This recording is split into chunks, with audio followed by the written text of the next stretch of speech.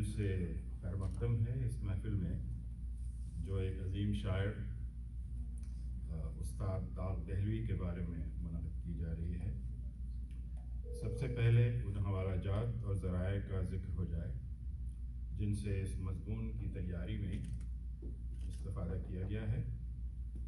ریختہ پر موجود معلومات، داغ پر لکھی گئیں مختلف کتابیں، مضامین، مقالے جن میں لکھنے والے یہ ہیں، قابل ذکر ہیں شمس الرحمن فاروقی، چکبست، تمکین کاظمی، احسن مارہروی اور تاشی بھائی کا مضمون۔ یہ الگ مسئلہ ہے۔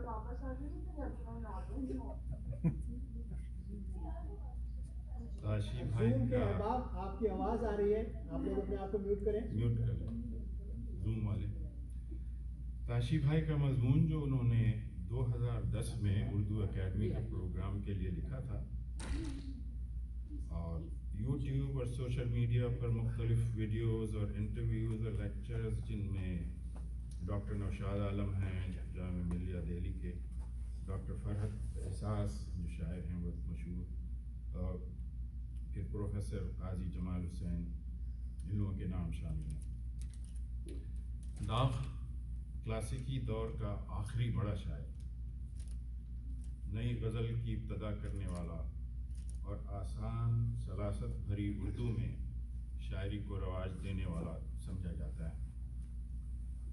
اردو سے ان کا لگاؤ اور محبت اس شعر سے ظاہر ہے۔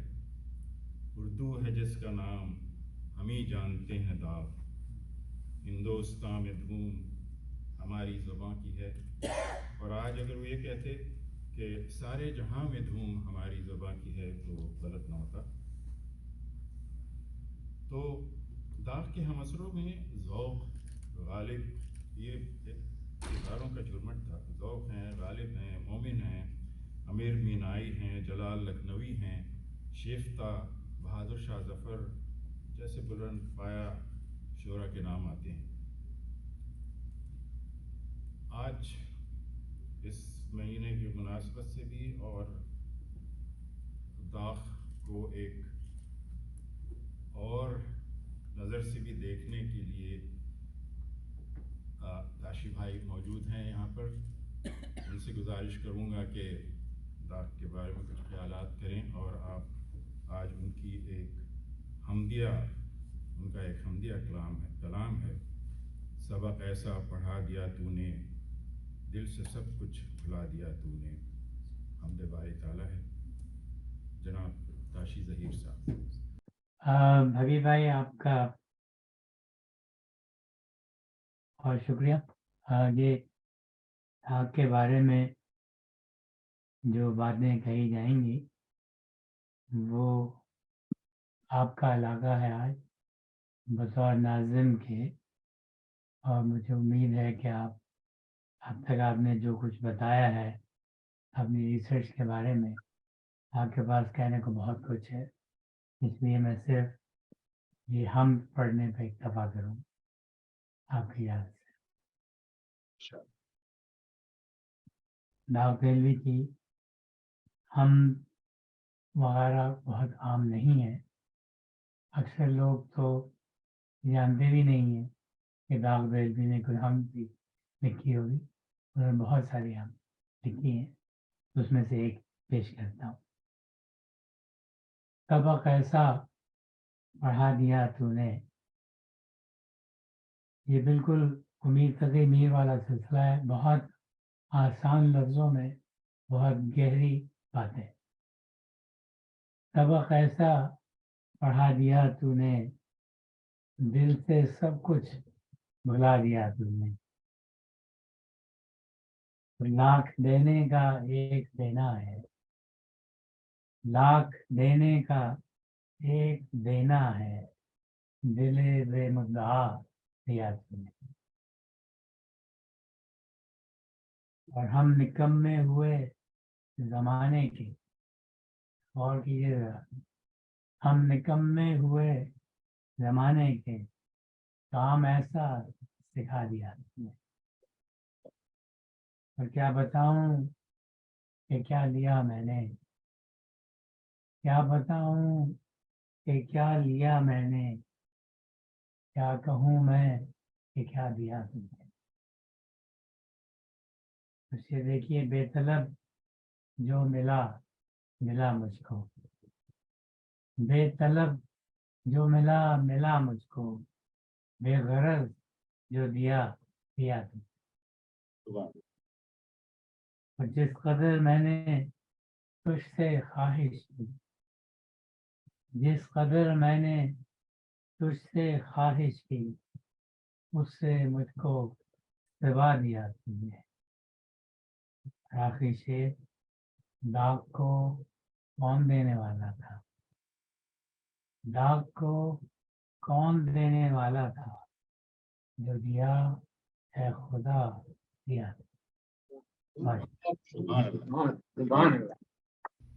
آگے چلتے ہوئے آپ کو داغ کے اس پہلو کا بھی کچھ اندازہ ہوگا جسے کاشی بھائی نے شروع کیا.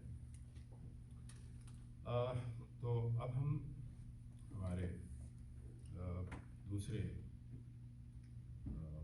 غزل پڑھنے والے جو ہیں وہ شمع روشن ہے ہماری آہ سے، تصدق اتاری صاحب تشریف لائیے. تصدق اتاری صاحب. جی داغ دہلوی کا کلام سماعت فرمائیے. شمع روشن ہے ہماری آہ سے، شمع روشن ہے ہماری آہ سے، لو لگائے بیٹھے ہیں اللہ سے. واہ کیوں نہ رکھوں میں تبرک کی طرح، کیوں نہ رکھوں میں تبرک کی طرح، غم ملا ہے عشق کی درگاہ سے. واہ واہ واہ چلتے ہیں وہ کیا کیا رستہ کاٹ کر، چلتے ہیں وہ کیا کیا رستہ کاٹ کر، جب گزرتے ہیں ہماری راہ سے. واہ مانگ کر تجھ کو بہت نادم ہوا، مانگ کر تجھ کو بہت نادم ہوا، مانگنا تھا اور کچھ اللہ سے. واہ آئی تھی جو بات تیرے ذہن میں، آئی تھی جو بات تیرے ذہن میں، کوئی چھپتی ہے دل آگاہ سے. ایک بوسے پر ہمیں ٹالے نہ آپ، ایک بوسے پر ہمیں ٹالے نہ آپ، کچھ علاوہ دیجیے تنخواہ سے. واہ واہ پھر پڑھ دیجیے اس کو. ایک بوسے پر ہمیں ٹالے نہ آپ، ایک بوسے پر ہمیں ٹالے نہ آپ، کچھ علاوہ دیجیے تنخواہ سے. خوبصورت ہو کے تم لڑنے لگے، خوبصورت ہو کے تم لڑنے لگے، بحث دن رات مہر و ماہ سے، بحث دن رات مہر و ماہ سے، بحث دن رات مہر و ماہ سے. تو نے واعظ زندگی دشوار کی، تو نے واعظ زندگی دشوار کی، کیوں کیا واقف خدا کی راہ سے، کیوں کیا واقف خدا کی راہ سے. شمع روشن ہے ہماری آہ سے، لو لگائے بیٹھے ہیں اللہ سے. شکریہ. بہت شکریہ تصدق اتاری صاحب.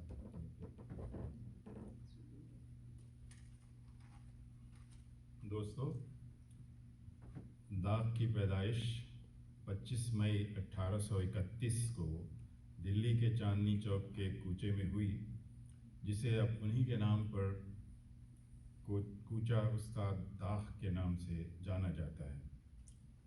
شروع میں ان کا نام ابراہیم رکھا گیا تھا، ان کی ماں نے شاید، لیکن بعد میں داغ جو ہیں وہ نواب مرزا خان کے نام سے جانے جانے لگے۔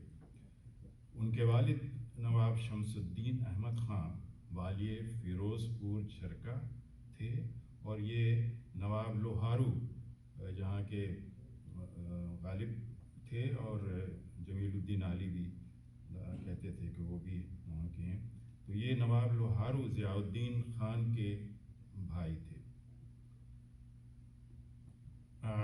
ان کی جو والدہ تھیں مرزا وزیر خانم عرف چھوٹی بیگم، ایک بہت ہی حسین و جمیل، معروف اور مقبول اور جانی پہچانی خاتون تھیں۔ ابھی داغ 4-5 سال کے تھے کہ ان کے والد یعنی شمس الدین خان صاحب کو دہلی کے ریزیڈنٹ کمشنر ولیم فریزر انگریز کے قتل میں ملوث ہونے کی بنا پر پھانسی دے دی گئی۔ داغ کی، اور وہ نوجوان تھے اس وقت، تو داغ کی پرورش کچھ سال ان کی والدہ چھوٹی بیگم نے اکیلے ہی کی کہ مغل سلطنت کے شہزادے مرزا فخرو فتح علی سلطان، شاید پورا نام تھا ان کا، ان کی نظر، جو بہادر شاہ ظفر کے ولی عہد بھی تھے، تو ان کی نظر پڑی ان کی والدہ پہ، چھوٹی بیگم پہ، اور انہوں نے چھوٹی بیگم کو قلعہ معلیٰ، جو یا لال قلعہ ہے اور دلی دربار بھی کہتے ہیں اس کے، تو اس میں بلا لیا اور ان سے باقاعدہ شادی کر لی۔ تو اب گو کہ یہ تھا کہ اس طرح یعنی والدہ کی شادی جب ہوئی تو وہ ان کو لے کے داغ کو بھی وہاں آ گئی، اور ان کی والدہ کو شوکت محل کا خطاب دیا گیا۔ اس طرح داغ کی رسائی جو ہے وہ 1844 میں شاہی دربار تک ہو گئی۔ گو کہ مغلیہ سلطنت اب سکڑ کر صرف دلی اور لال قلعے تک ہی رہ گئی تھی، لیکن وہاں اب بھی شان و شوکت، رقص و موسیقی، علم و ادب اور عیش و نشاط کی خاصی گرما گرمی تھی، گہما گہمی تھی۔ داغ نے یہاں رہ کر تیر اندازی، گھوڑ سواری، تلوار بازی، ستار بجانا اور مختلف دیگر فنون سیکھے، اور خود بھی شہزادوں کی طرح رہے۔ قلعہ کے ماحول میں شاعری کرنے لگے، اور حسینوں، بیگمات، شہزادیوں، محجبینوں کے جھرمٹ میں ان کے اندر حسن پرستی، مزاج میں شگفتگی، رنگینی، اور طبیعت میں چلبلا پن اور بانک پن سب کچھ آتا گیا۔ مرزا فخرو اور استاد ذوق کے علاوہ دیگر شعراء جیسے غالب شیفتہ، آزردہ، مومن وغیرہ جو دربار کے مشاعروں میں آتے رہتے تھے، ان سے بہت کچھ سیکھا۔ ذوق کے تو باقاعدہ شاگرد ہو گئے، اور ذوق تو استاد تھے۔ اسی دوران 15-16 سال کی عمر میں داغ کی شادی کر دی گئی۔ ان کی والدہ نے یہ دیکھا کہ یہ حسینوں کے جھرمٹ میں ہیں یہاں، تو جلدی سے جلدی ان کی شادی کر دی جائے۔ تو فاطمہ بیگم سے ہو گئی ان کی شادی، جو ان کی خالہ عمدہ خانم کی بیٹی تھی۔ اس وقت عمدہ خانم نواب رامپور یوسف علی خان کے تصرف میں تھی۔ تو اب داغ کی شاعری نو عمری سے ہی معیاری تھی، ایک تو کچھ پیدائشی اور دوسرے یہ کہ ماحول۔ چنانچہ دلی دربار کے ایک طرحی مشاعرے میں جو غالب کی زمین پر تھا، داغ نے بہت عمدہ شعر کہہ کر بہادر شاہ ظفر یعنی بادشاہ سلامت کا دل جیت لیا، اور انہوں نے بلا کر داغ کا ماتھا پیشانی چوم لی اور داد تحسین سے نوازا۔ غالب کی غزل کا مصرع طرح یہ ہے: بہت بے آبرو ہو کر تیرے کوچے سے ہم نکلے، تو وہ جو اس کا ہزاروں خواہشیں ایسی کہ ہر خواہش پہ دم نکلے، بہت نکلے میرے ارمان لیکن پھر بھی کم نکلے۔ تو جس پر داغ نے، ابھی دیکھیے عمر بھی کم تھی لیکن پھر بھی، نکال اب تیر سینے سے کہ جانے پر علم نکلے، نکال اب تیر سینے سے کہ جانے پر علم نکلے، جو یہ نکلے تو دم نکلے، جو یہ نکلے تو دل نکلے، جو دل نکلے تو غم نکلے۔ ایک اور شعر تھا ان کا، ہوئے مغرور وہ جب آہ میری بے اثر دیکھی، کسی کا اس طرح یا رب نہ دنیا میں بھرم نکلے۔ اور ایک سے پھر سنائیے۔ ہوئے مغرور وہ جب آہ میری بھی بے اثر دیکھی، کسی کا اس طرح یا رب نہ دنیا میں بھرم نکلے۔ تو اس وقت میرا خیال انیتا ڈکسٹ صاحبہ موجود ہیں زوم پر، اور وہ ان کا کلام پڑھیں گی، نہ روا کہیے نہ سزا کہیے۔ انیتا ڈکسٹ صاحبہ۔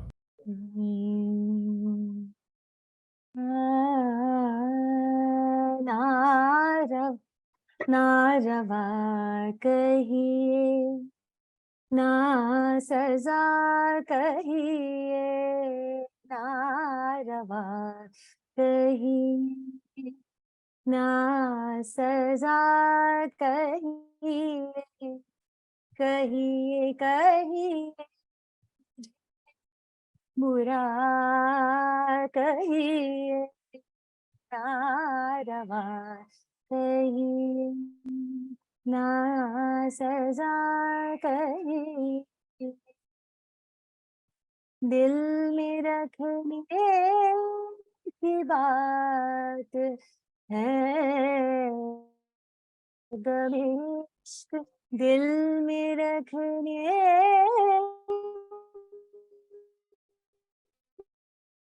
کی بات ہے غم عشق، اس کو ہرگز نہ برملا کہیے، اس کو ہرگز نہ برملا کہیے، کہیے کہیے برا کہیے نہ روا کہیے نہ سزا کہیے، آ گئی آپ کو مسیحائی، آ گئی آپ کو مسیحائی، مرنے والوں کو مرحبا کہیے، مرنے والوں کو مرحبا کہیے، کہیے کہیے برا کہیے نہ روا کہیے نہ سزا کہیے، ہوش جاتے رہے رقیبوں کے، ہوش جاتے رہے رقیبوں کے، داغ کو اور بے وفا کہیے، داغ کو اور بے وفا کہیے، کہیے کہیے برا کہیے نہ روا کہیے نہ سزا کہیے۔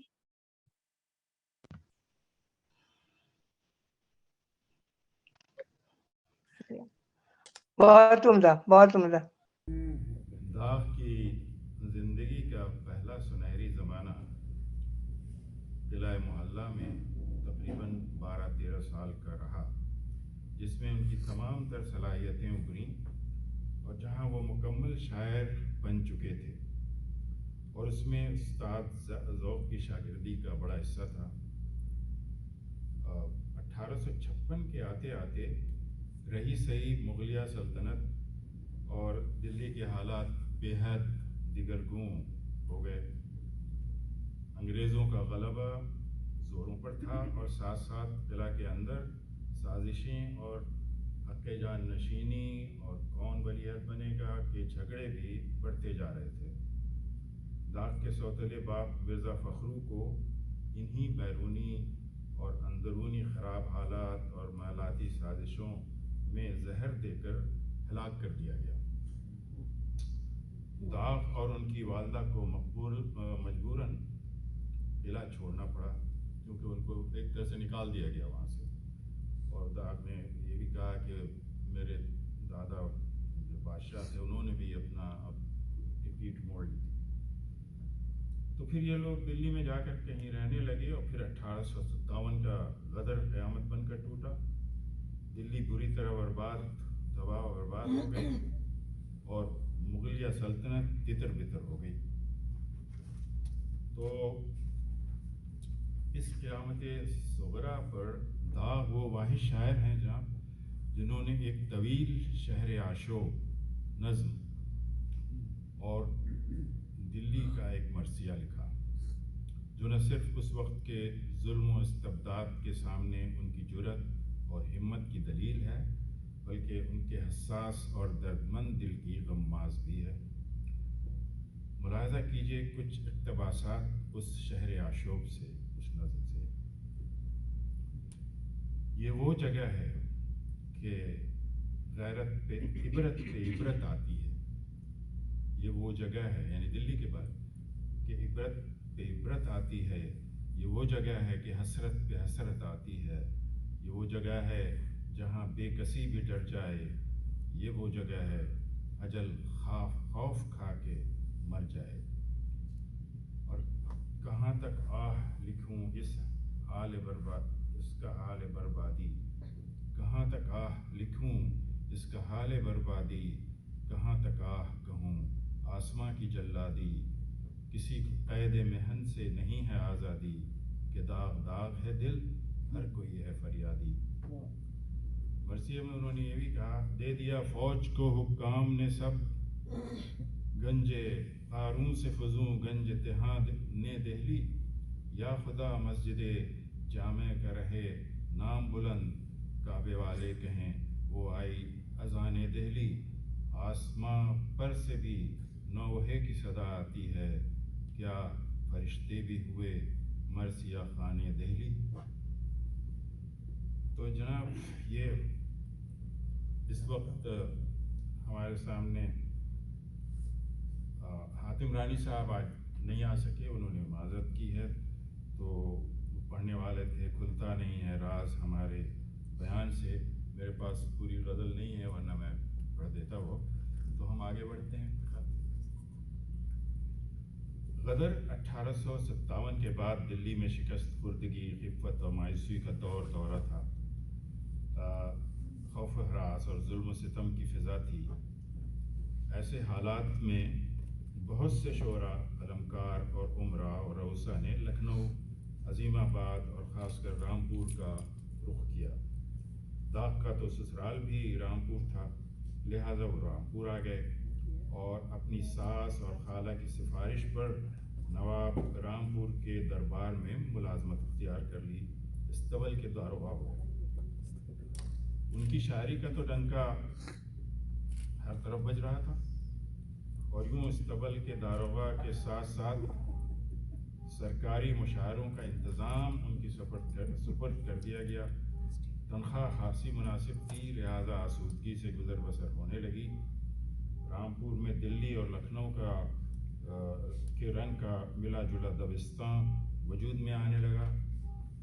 یہاں پر امیر مینائی، جلال، اسیر، منیر اور بہت سے نامی گرامی شعراء بھی آ گئے تھے، اور اس طرح رامپور کے بے نظیر باغ میں بڑی دھوم دھام سے ہر سال 10 دنوں کا جشن منایا جانے لگا، جس میں ہندوستان کے کونے کونے سے شعراء، موسیقار اور گلوکار آتے تھے، اور داغ کا اس میں بہت مرکزی کردار رہنے لگا۔ نواب یوسف علی خان کے بعد جب نواب کلب علی نے، جن کے داغ مصاحب بھی تھے، حکومت کی باغ ڈور سنبھالی، تو پھر تو داغ کا دوسرا سنہری دور شروع ہوا۔ اب ان کے مرتبے، تنخواہ، انعام و اکرام، پذیرائی، قدر و منزلت میں بہت اضافہ ہو گیا۔ بے نظیر باغ کے ایک میلے یا جشن موسیقی و مشاعرے میں ان کی ملاقات کلکتہ کی مشہور ڈیرے دار و شاعرہ ماہ منیر عرف منی بائی، حجاب ان کا تخلص تھا، حجاب سے ان کی ملاقات ہوئی اور دونوں ایک دوسرے کے گہرے، وہ بہت خوبصورت تھی، دوسرے کے گہرے عشق میں گرفتار ہو گئے۔ اس عشق نے داغ کی شاعری میں مزید نکھار پیدا کر دیا۔ رامپور کے اسی دور میں داغ کے یہ اشعار سنیے: جلوہ دیکھا جو حور طلعت کا، سامنا ہو گیا قیامت کا، دیکھ کر اس پری شمائل کو رہ گیا تھام تھام